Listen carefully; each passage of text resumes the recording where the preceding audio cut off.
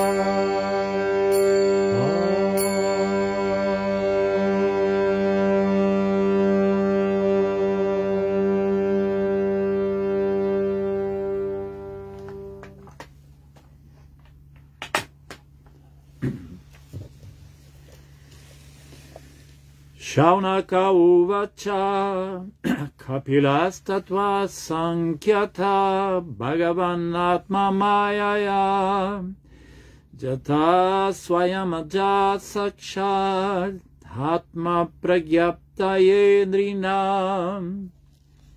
Shaunaka uvacha, Sri Shaunaka disse, Kapila, o Senhor Kapila, tátua da verdade, Sankyata, o expositor, Bhagavan, a suprema personalidade de Deus, Atma Mayaya, através de sua potência interna, Jataha, nasceu, Swayam, ele próprio, Ajaha, não nascido, Sakshat, em pessoa, Atma Pragyaptaye, para disseminar o conhecimento transcendental, Nrinam, para a raça humana. Tradução e significado de Srila Prabhupada. Sri Shaunaka disse, embora seja não nascida, a suprema personalidade de Deus nasceu como Kapila Muni através de sua potência interna. Ele desceu para disseminar o conhecimento transcendental para o benefício de toda a raça humana. A expressão Atma Pragyaptaye indica que o Senhor desce para o benefício da raça humana, para dar conhecimento transcendental. As necessidades materiais ficam completa e suficientemente satisfeitas com o conhecimento védico, que oferece um programa de boas condições de vida e de elevação gradual à plataforma da bondade. No modo da bondade, nosso conhecimento se expande.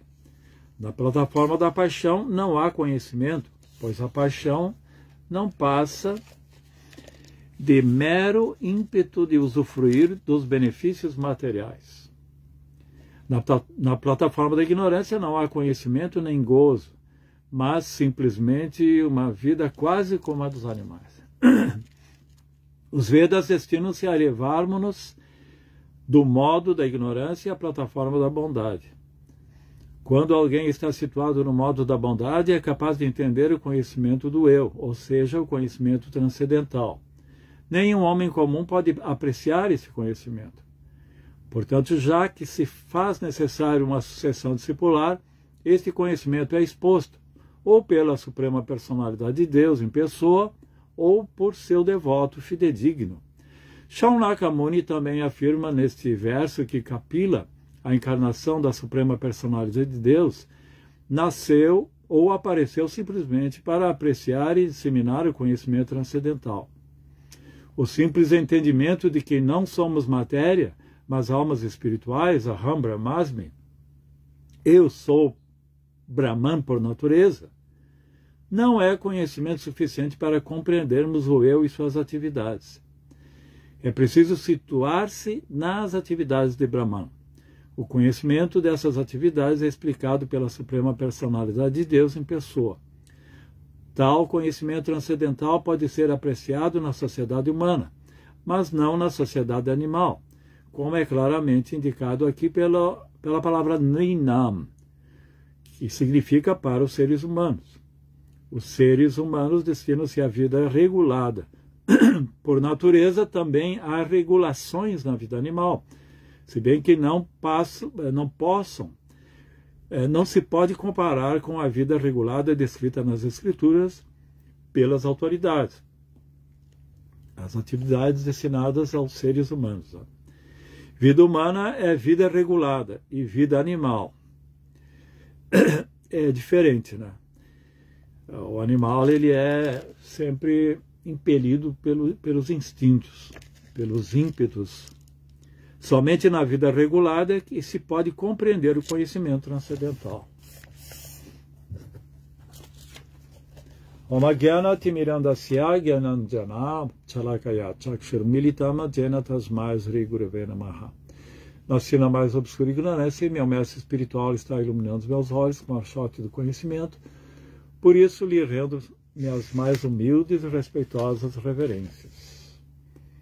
Namah Vishnupadaya, Krishna Prestaya Bhutale, Srimati Hridayananda Goswami, Tanamine Namaste Guru Hamsaya, Paramananda Medase, Prabhupada, Pramodaya Dusta Siddhanta Nasile.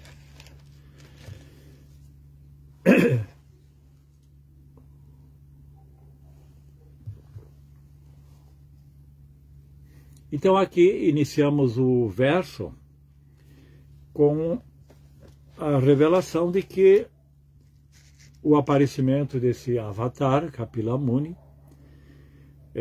filho de Devahuti e Kardama Muni, ele teve seu aparecimento motivado pela sua potência interna.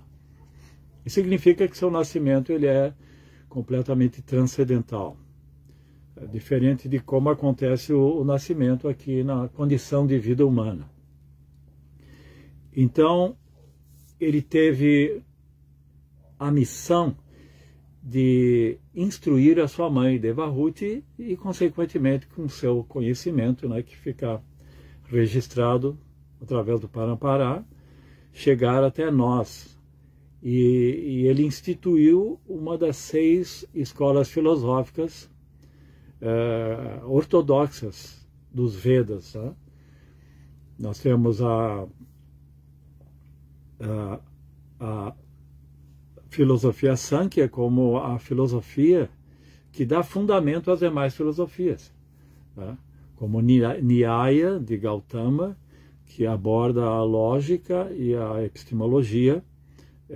Depois tem a Vaisheshika de Kanada, que também faz uma descrição dos elementos materiais, uma análise. Aí temos a filosofia Sankhya, então, que é uma filosofia dualista, que distingue espírito e matéria, e faz também uma enumeração dos elementos que compõem toda a manifestação cósmica. Temos a Karma Mimamsa, de Jaimini Kavi, que faz mais um estudo da ritualística, do karma. E temos o Vedanta, que é a nossa linha de Vedavyasa, que então visa a verdade última, a verdade do Atma, a verdade da ontológica da presença divina. Por exemplo, o Srimad Bhagavatam é toda uma descrição de almas autorrealizadas que fazem uso da perfeição ou da expressão intrínseca do eu, almas purificadas, e a Suprema Personalidade de Deus com suas atividades e manifestações. O nosso Vedanta Sutra é o Srimad Bhagavatam. Então, aqui também no significado está dito que os Vedas, eles, através da ritualística védica, através da orientação das escrituras, como os 4 Vedas, né, onde está toda a ritualística, né? Esses 4 Vedas básicos, né, eles têm ali tudo o que é necessário para que nós possamos viver uma vida, claro, disciplinada, regulada, religiosa e auspiciosa, no sentido de que é uma orientação para como nós podemos aqui, na condição de vida humana, existirmos de uma forma aprazível, com conhecimento, com respeito às leis, ao Dharma. Então existe uma orientação. Inclusive existem os 4 Pumartas, que é Dharma, Artha, Kama e Moksha. Justamente o primeiro é o Dharma, no sentido de que cada um deve estar consciente do seu Dharma, a sua ocupação natural, né? Ele se situa de acordo com a sua natureza, Guna e Karma. Assim, Kshatriya, Vaishya, né? O Varnashrama Dharma está situado aqui. Artha, Dharma, Artha, que é a condição em que se colhe os frutos desse esforço, né? Dessa atividade religiosa, né? Dharmica, e que isso implica em prosperidade. Dharma, Artha, Kama. Kama, então, é o desfrutar dessa prosperidade, mas tudo é orientado pelas escrituras, mesmo Kama. Existe o Kama Sutra, por exemplo, que aqui no Ocidente é conhecido porque uma parte do Kama Sutra é a atividade sexual no casal, uma orientação. Existem os Artha Sutras, né, para cada um desses departamentos. E o Kama Sutra, por exemplo, é um sutra que ensina tudo o que um casal deve saber na vida conjugal. E depois existe Dharma Artha Kama e Moksha. Então é um estágio em que se entende a insuficiência desses prazeres materiais para a completude da nossa vida, da nossa existência. Nada nos leva a uma satisfação plena. Então, existe o esforço de renunciar, de buscar algo superior do que simplesmente essa meta material de Dharma, Artha e Kama. Então, esses são os 4 Pumartas. E acima desses, de toda essa orientação védica que nos orienta para podermos nos situar, interagir com a sociedade, com o universo, com a natureza, de forma regulada, né? O Prabhupada Significado ele enfatiza essa questão de que a forma de vida humana deve ser regulada, e de onde vêm as regras das escrituras, né? Guru, Sadhu e Shastra. Então, acima disso deve existir o conhecimento transcendental, que, como está explicado aqui no significado, não basta que tenhamos o conhecimento de que não somos o corpo, Aham Brahmasmi. Não basta que tenhamos esse conhecimento. É preciso que saibamos como, uma vez que estejamos conscientes de que somos almas e não o corpo, almas espirituais, temos que entender como são as atividades da alma espiritual, segundo essa natureza ontológica de Satchitananda, como nós devemos proceder, né? Qual é nosso dever, uma vez que tenhamos a consciência de que somos alma. Então, existe a outra escola filosófica que eu esqueci de enumerar, que é o Yoga de Patanjali. Então, a filosofia Sankhya, ela traz esse conhecimento, descrição dos elementos materiais, e sutis e grosseiros, os 24 elementos, mas essa é uma descrição sim, filosófica e jnana, né, teórica. Mas temos que ter vijnana também. E a vijnana, então, é apresentada pode ser por Ashtanga Yoga, né, por Patanjali, né? Patanjali é o mestre da Ashtanga Yoga. E a nossa escola, que é a escola da Bhakti Yoga. Por isso o título desse capítulo, As Glórias do Serviço Devocional. Porque toda essa filosofia Sankhya, para ser perfeita, ela tem que culminar no serviço devocional, que é o que eu estava explicando. Primeiro, entender que nós não somos o corpo, por que não somos o corpo, o que nós somos, a natureza do que somos, e qual é o nosso Dharma, né, o Sanatana Dharma, uma vez que possamos entender que somos espírito, e acima desse conhecimento descritivo de que somos espírito, então, como ocuparmos-nos, então, isso culmina tudo em serviço devocional. Tá? Então, o conhecimento nos 3 gunas, voltando a essa questão aqui inicial do significado de Prabhupada, porque esse conhecimento da filosofia Sankhya, que nós inclusive podemos ver no 2º capítulo do Bhagavad Gita, que Krishna faz uso da filosofia Sankhya para explicar justamente esse conhecimento inicial, a priori, que Krishna está dando para Arjuna, fazendo-o entender que ele não é o corpo, que ele é espírito, que todos aqueles guerreiros que estão ali são espírito. Esse conhecimento está ali no 2º capítulo mencionado ali. Mas esse conhecimento ele pode ser compreendido apenas para quem está situado no modo da bondade.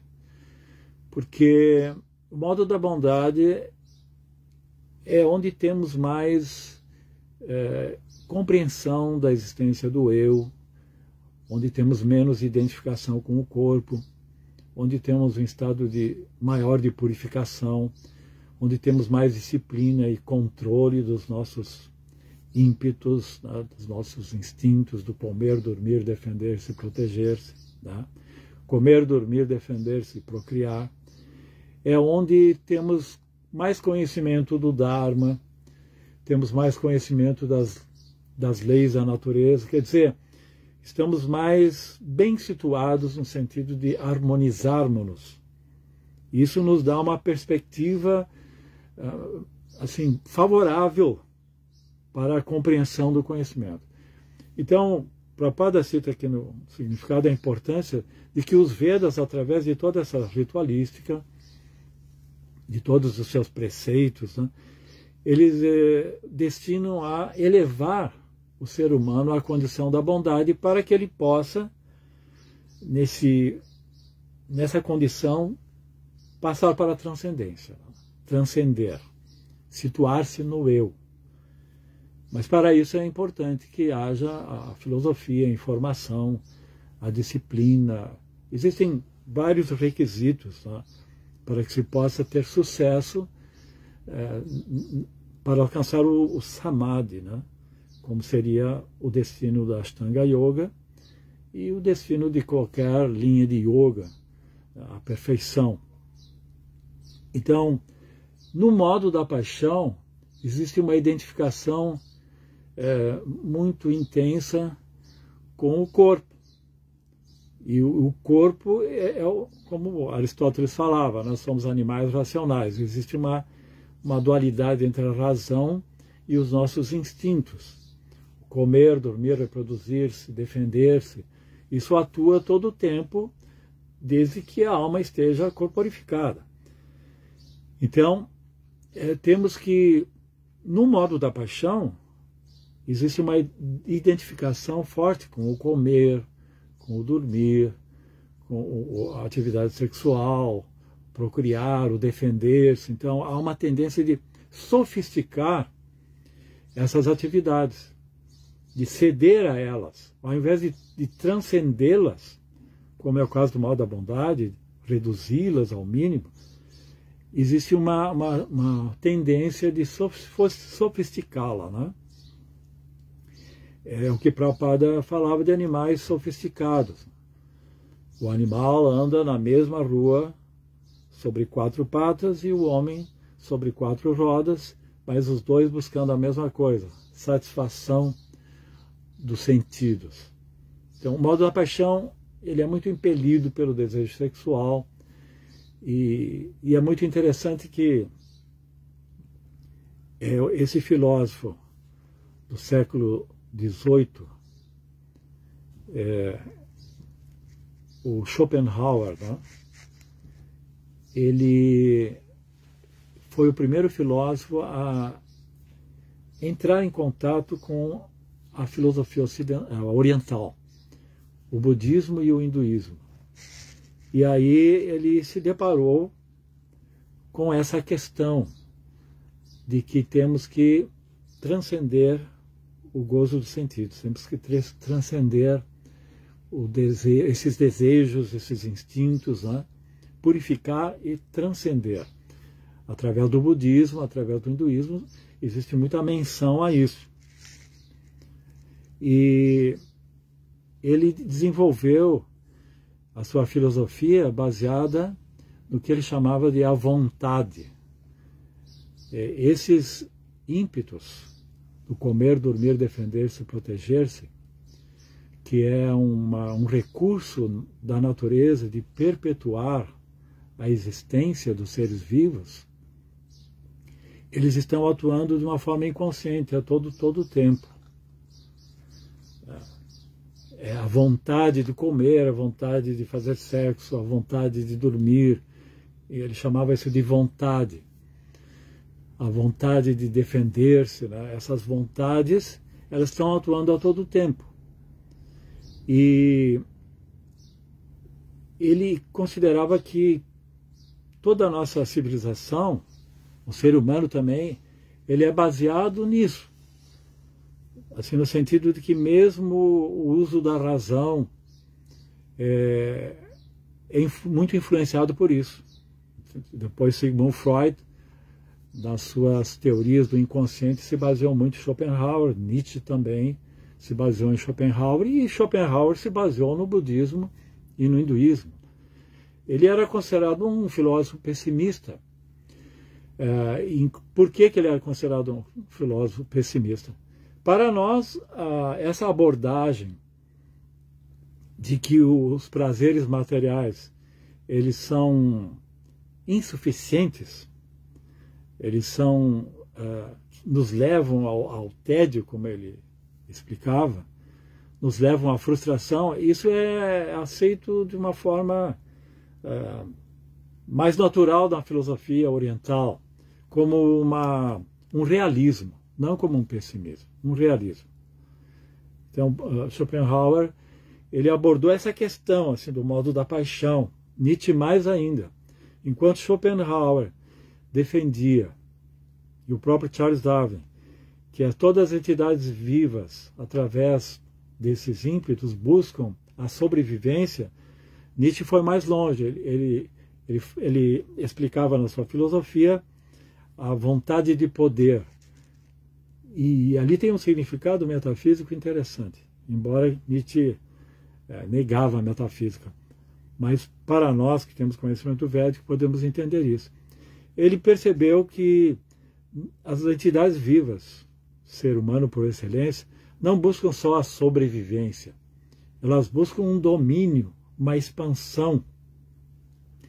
E que cada entidade viva ela vai dominando as outras e buscando poder e crescer indeterminadamente. Só é limitado pelos outros que também buscam esse ímpeto.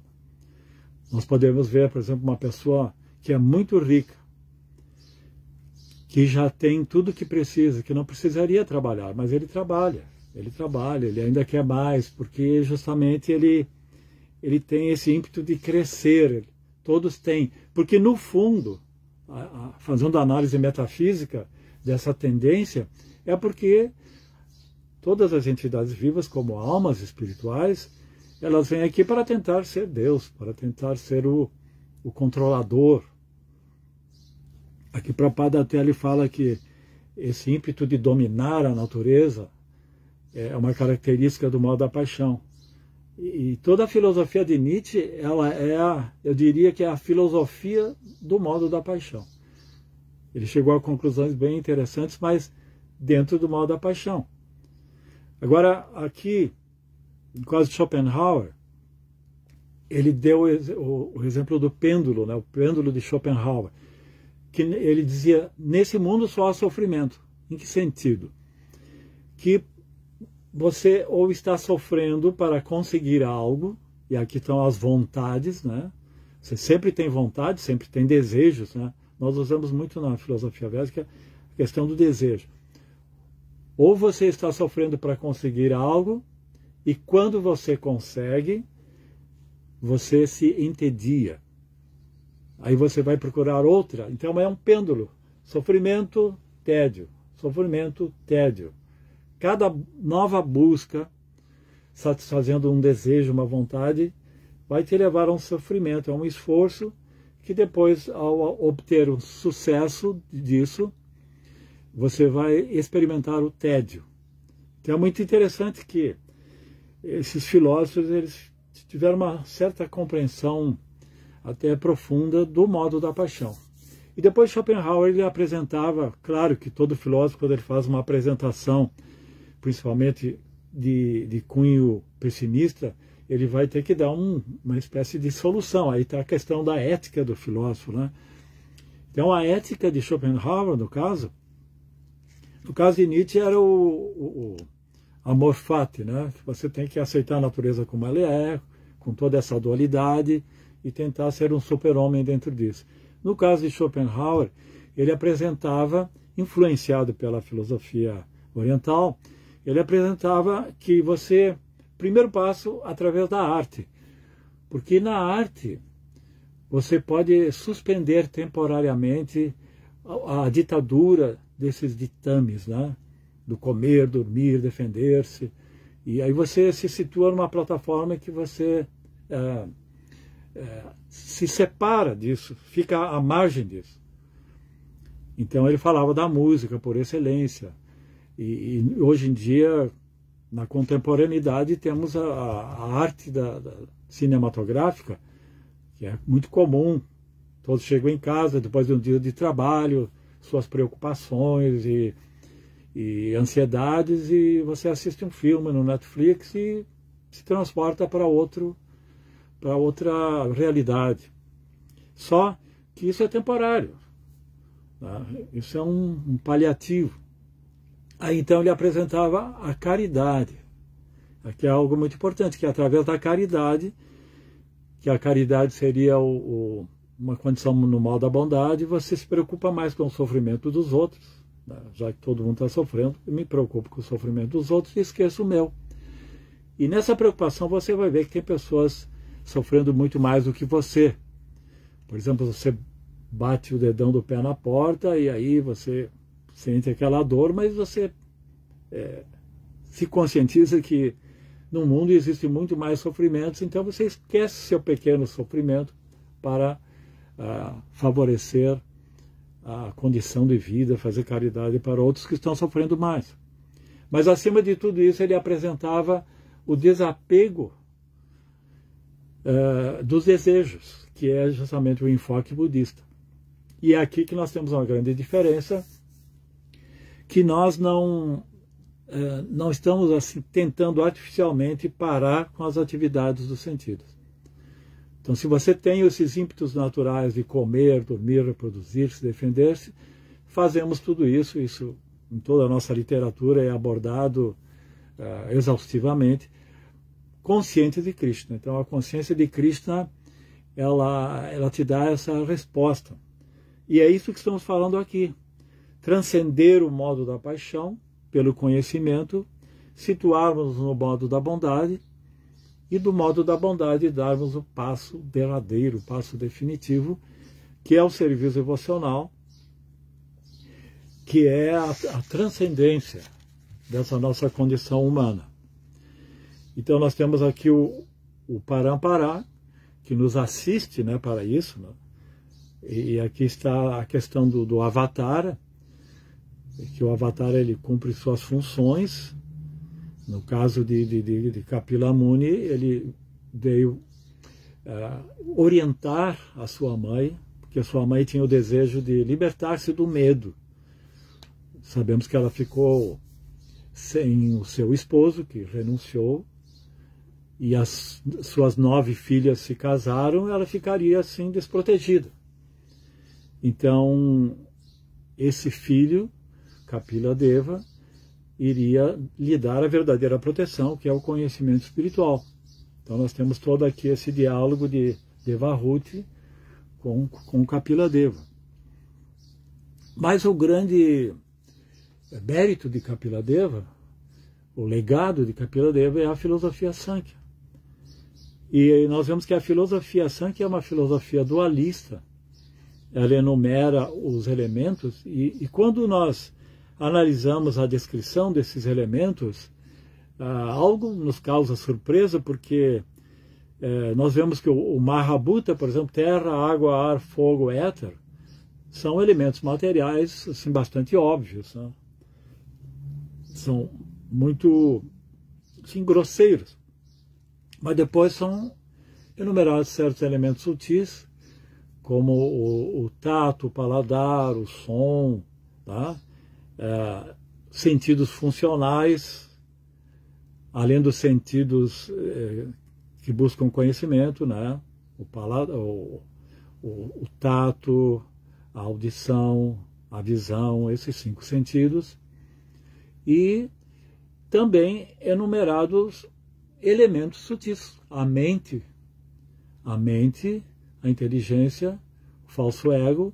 E também dentro dessa linha de Kapila Deva, o verdadeiro Kapila, podemos ver que um elemento completamente metafísico é o Paramatma.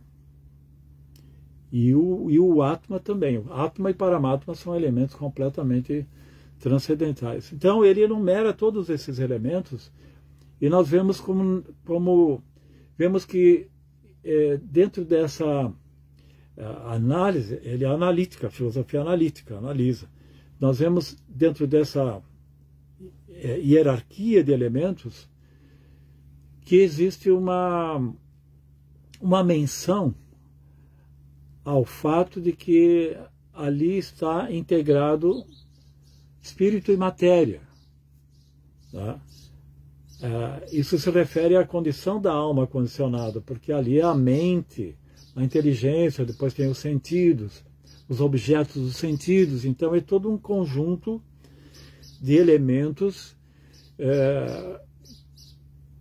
que apresentam uma funcionalidade, uma interação, uma dinâmica, espírito e matéria. Porém, esta é uma filosofia dualista. E nós temos um conceito de dualismo, né, se referindo a todos os opostos, que existe calor e frio, bem e mal. Mas dentro da filosofia acadêmica, uma das definições de dualismo é quando o filósofo ele aceita que existem duas substâncias, uma mental ou espiritual, porque às vezes filósofos não distinguem bem a psique da alma, do espírito, do Satchitananda. Eles chamam inclusive que esses elementos como mente, inteligência, o falso ego, o eu, eles são já metafísicos. Podem ser metafísicos dentro da filosofia acadêmica, mas não necessariamente transcendentes. O único que é transcendente é o espírito. Então, nós vemos que essa procura de uma definição da realidade, que é o que fez Kapiladeva aqui, ela aconteceu e sempre permeia a busca e objetivo dos filósofos no decorrer da história da filosofia. Vamos ver que os pré-socráticos, por exemplo, eles buscavam o que chamavam de arqué. Arqué é um princípio único, aquilo que dá origem a tudo, aquilo que permeia tudo, a essência de tudo. Eles chamavam isso de arqué, da palavra arquétipo, da palavra hierarquia. Tem muitas palavras com essa raiz. Então, nós vemos os pré-socráticos, como, por exemplo, na escola de Mileto, temos 3 pré-socráticos, que é Tales, Anaximandro e Anaxímenes, cada um deles tentando buscar esse arqué num elemento. Aqui nós vemos que Kapiladeva enumerou os Mahabhutas, né, terra, água, ar, fogo, éter. A filosofia pré-socrática se baseava muito nesses elementos, como causa primordial de do cosmos, né? Porque cosmos na filosofia grega significa aquilo que é ordenado, que é harmonioso, que tem um propósito. E por isso cosmos, vem a palavra cosmético, também é um sinônimo de beleza, porque tudo isso resulta numa beleza. Então eles queriam saber como isso, o que harmoniza tudo isso, o que promove essa beleza, essa perfeição. Tá? Esse é o significado da palavra cosmos. Então vamos ver que Tales de Mileto considerava que era água. Anaximandro considerava que era uma substância chamada apeiron. E outro, que era Anaxímenes, considerava que era o ar. Depois veio Demócrito, que considerava que era o átomo, né? Outro filósofo, que é Empédocles, que considerava que não, tudo é feito por terra, água, ar, fogo, éter. Né? Ele considerava todos. E Pitágoras considerava que tudo são medidas matemáticas. Então, cada um apresentava a sua explicação. esse filósofo, Anaximandro, o que é esse apeiron? Tá? Apeiron era uma substância que penetra todo o universo, que é impessoal, que dá origem a toda a variedade, e que dessa variedade depois tudo volta para a unidade. Ele entendia que não poderia ser uma substância material, porque uma substância material já tem uma origem em outra substância material. Teria que ser uma substância que originalmente não é causada por nada, que sempre existiu. Então nós vemos aqui que é uma definição muito próxima do que nós chamamos de Brahma-Jyoti, né? O Brahman, esse aspecto impessoal de Deus. Então eles procuravam, e esses primeiros filósofos da escola de Mileto, eles eram monistas, porque eles consideravam que tudo era tudo dependia de uma única causa. Mas depois, historicamente, falando em dualismo, né, porque aqui nós temos uma filosofia dualista, que aqui a filosofia sankhya é dualista, mas na filosofia ocidental, nós também vemos que, historicamente, existiram filósofos monistas, dualistas e idealistas. Né? Existe uma escola chamada idealismo extremo, que é a escola de Berkeley, que considerava que tudo que existe vem justamente do espírito, que nada é material, que não existe a matéria, tudo é uma projeção da nossa mente, do nosso espírito. Né? Isso tem a ver com a física quântica, né? O colapso de onda, né? Mas não vou entrar nesse ponto aqui, mas a filosofia, a ciência a física quântica respalda esse idealismo extremo. Então ele considerava que não existe matéria. Tudo é uma projeção da mente. Inclusive o jargão dele é ser é perceber. Ser é ser percebido. Aquilo que tu não percebe não existe. E depois existem os materialistas realistas, né? Que são então a ciência moderna, que acredita que só existe uma substância. Eles só aceitam então terra, água, fogo, ar, éter. Só existe uma substância. Vejam como a abordagem de Kapila Deva inclui tudo, todas essas escolas, né? Bem interessante. E existe o dualismo, que acredita que existem duas substâncias, espírito e matéria, como é o caso de Platão, como é o caso de Sócrates, como é o caso principalmente de René Descartes. Então o que aconteceu é que depois dos pré-socráticos, eles buscavam respostas na sua busca na natureza, essa busca foi focalizada no homem, que é o que Sócrates, por isso que Sócrates dividiu pré-socráticos e socráticos. Então começou essa busca, e Sócrates era um dualista. E a prova disso é que no momento da sua morte, quando ele tinha que tomar cicuta, que ele foi condenado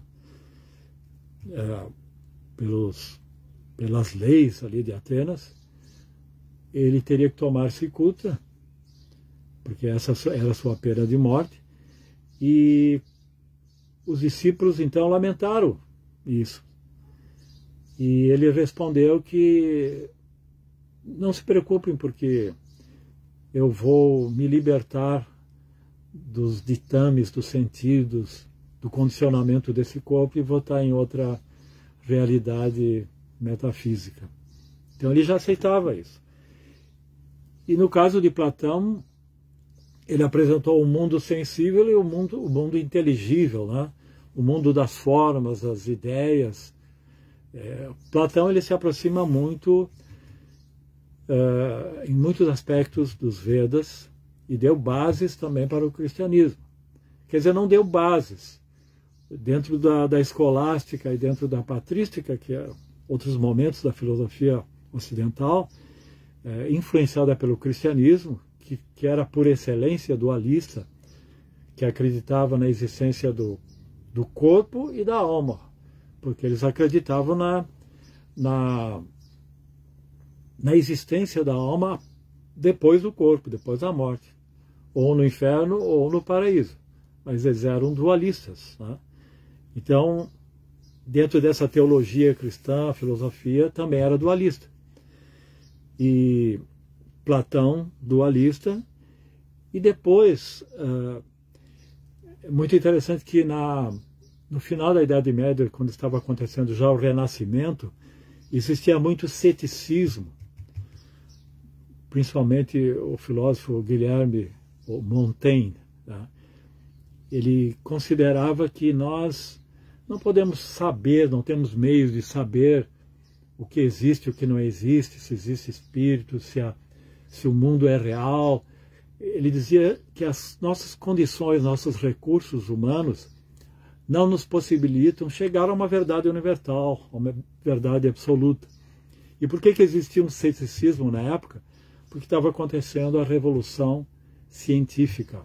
Copérnico, Galileu, Newton e muitos preceitos bíblicos estavam sendo contestados.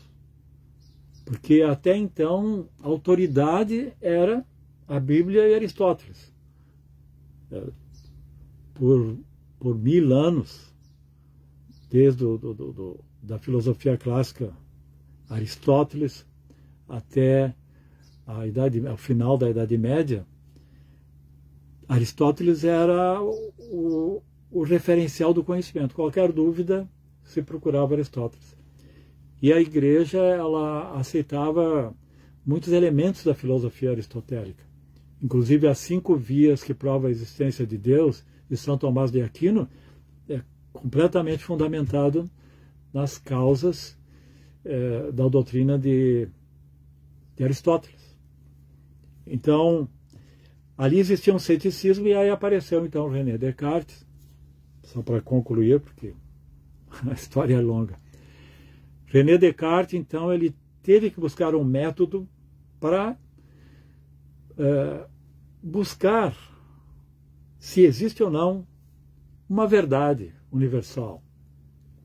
E aí, então, ele chegou ao famoso, né, o seu jargão mais famoso, cogito ergo sum. Ele, através da dúvida, usando a própria dúvida que estava em voga através dos céticos, duvidando de se os sentidos vão nos trazer conhecimento real, se realmente nós estamos no estado de vigília ou sonhando, qual é o estado que é mais real.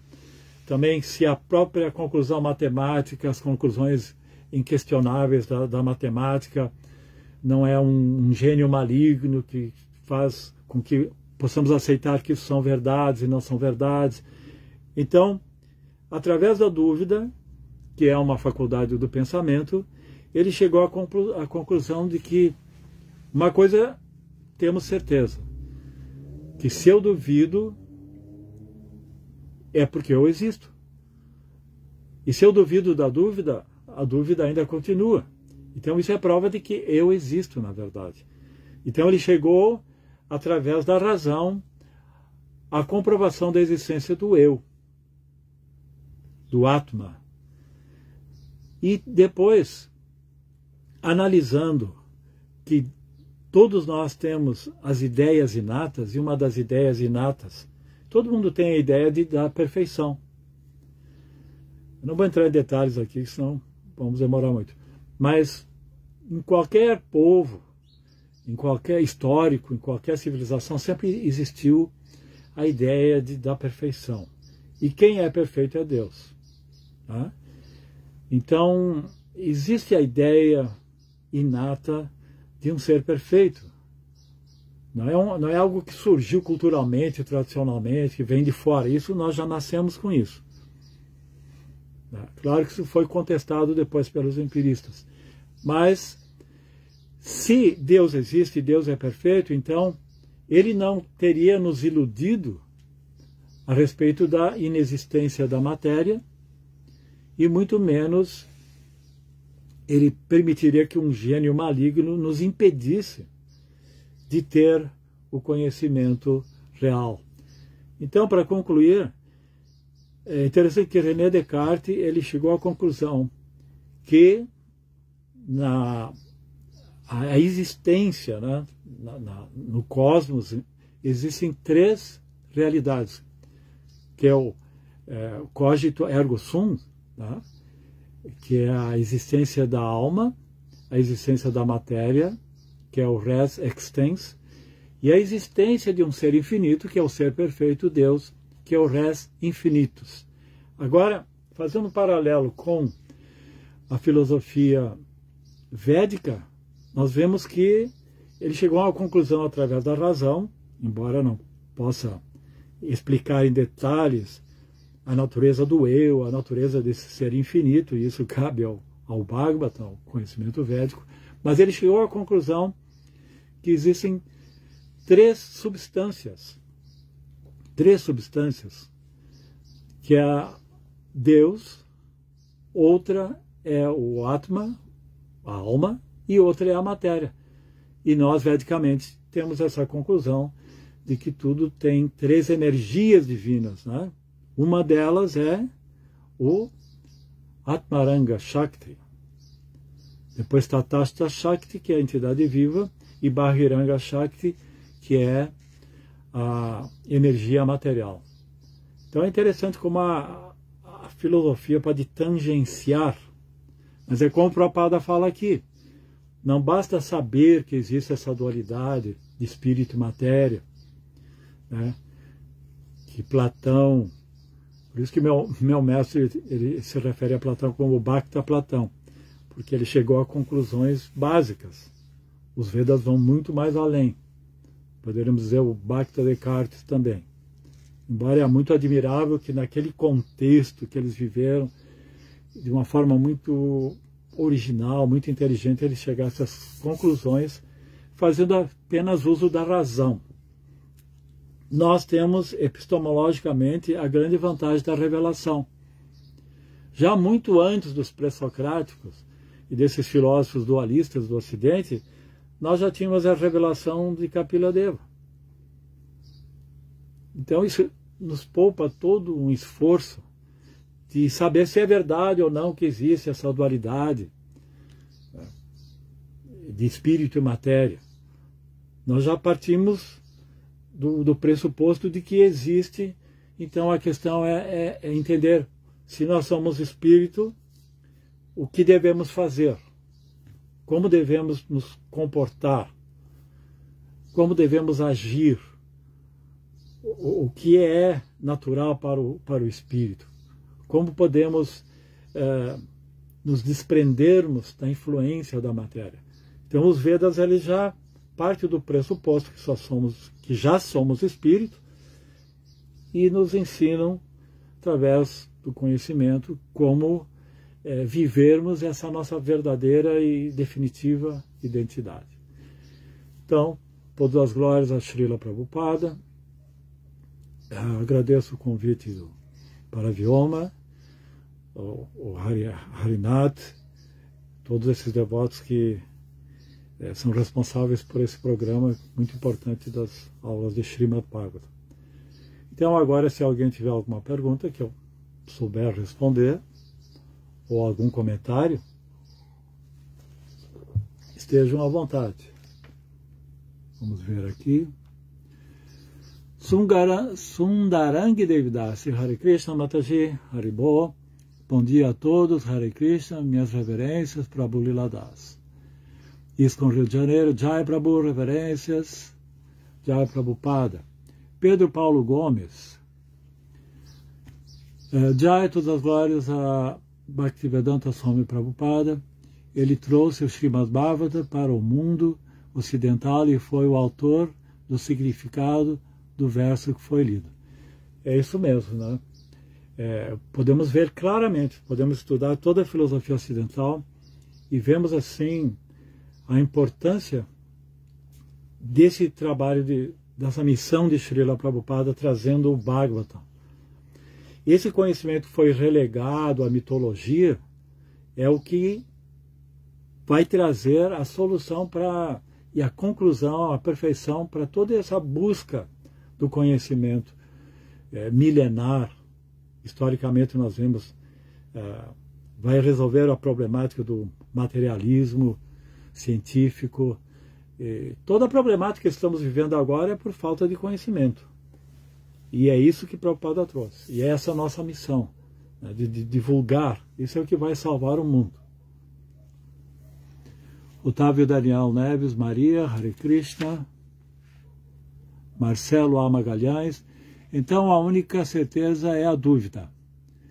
E as verdades absolutas são verdades relativas, objetivas, circunscritas a cada determinado universo. Vamos ver novamente. Então a única certeza é a dúvida. Vamos falar sobre isso.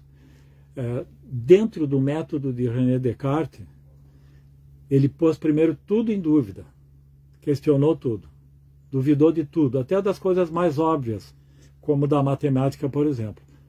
2 mais 2 são sempre 4, a soma dos ângulos internos de um triângulo é sempre 180 graus, essas verdades que ninguém questiona. Tá? Então, dentro desse método empírico, ou racional, digamos, ele chegou a essa conclusão. E todos podem seguir isso e chegar a essa conclusão. Se eu duvido de tudo, eu não posso duvidar da dúvida, porque eu já estou duvidando da dúvida, e quem é que duvida? É aquele que está pensando.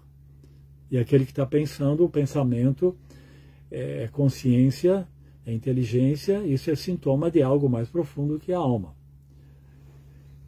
E as verdades absolutas são verdades relativas, subjetivas, circunscritas a cada determinado universo.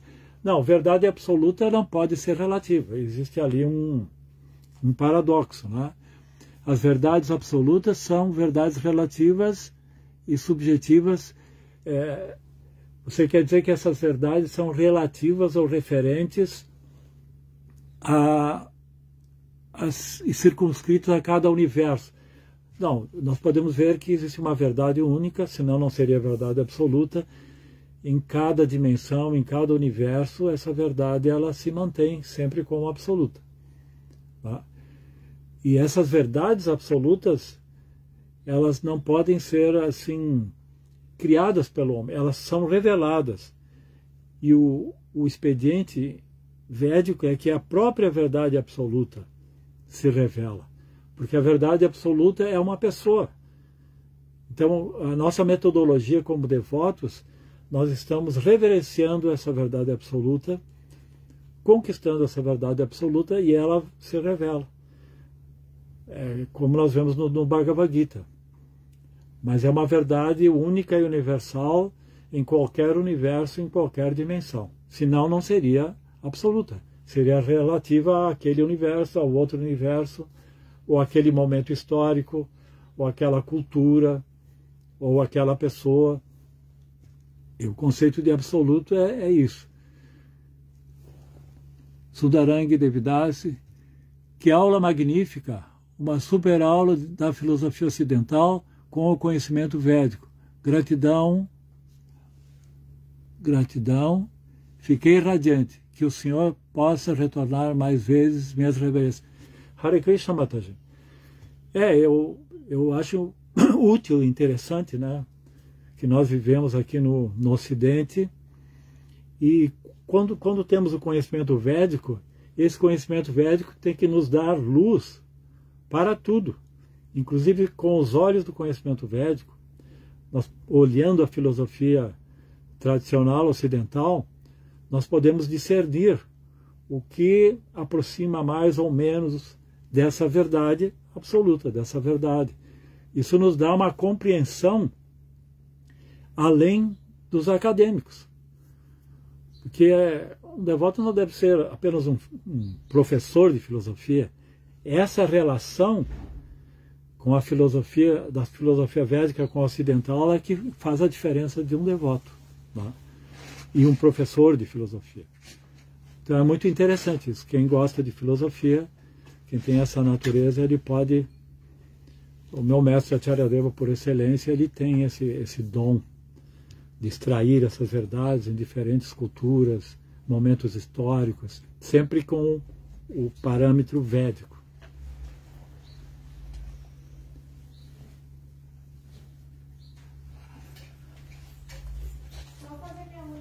E como podemos perceber essa verdade absoluta nos dias de hoje? É mais uma... O Márcio A. Magalhães está perguntando. E como podemos perceber essa verdade absoluta nos dias de hoje? Justamente pela metodologia da consciência de Krishna. Santo Agostinho, já na Idade Média, o expoente máximo da patrística, ele chegou a uma conclusão interessante. Ele, assim como René Descartes, que aplicou o método da dúvida, né, sabendo o que é temporário, o que é permanente, ele chegou à compreensão de que existe em nós a ideia de perfeição, as ideias inatas da justiça, da bondade, da perfeição. Inclusive Platão, para ele Deus era a ideia da bondade, a ideia do bem, que é Deus, né? É um dos aspectos de Deus. Então, Santo Agostinho ele entendeu que se essa verdade é Deus e está muito acima de nós, para entendermos essa verdade superior, nós temos que orar, suplicar, reverenciar-se, que é o princípio de Bhakti. Temos que desenvolver essa humildade, essa atitude devocional, de serviço, porque essa verdade vai se revelar. Então, Marcelo, o método é a consciência de Krishna. Nos dias de hoje, em todos os tempos. Porque mesmo o Bhagavad Gita, lido por um acadêmico, ele não vai se revelar. Ele não é um mérito da razão humana. Ele transcende isso. Então, o Bhagavad Gita é um conhecimento revelado. Você vai entender se Krishna revelar. Então, nós temos uma metodologia de buscar essa verdade, que é Bhakti Yoga, que é a consciência de Krishna. É o que estamos fazendo, é o que estamos praticando.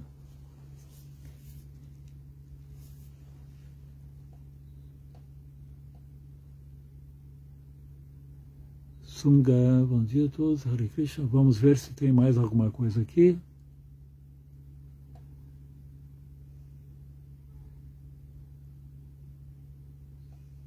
Vamos ver. Eu acho que não tem mais nada, deixa eu ver.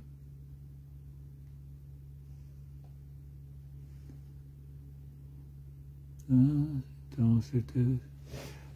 Tá, já respondi. Eu acho que é isso aí.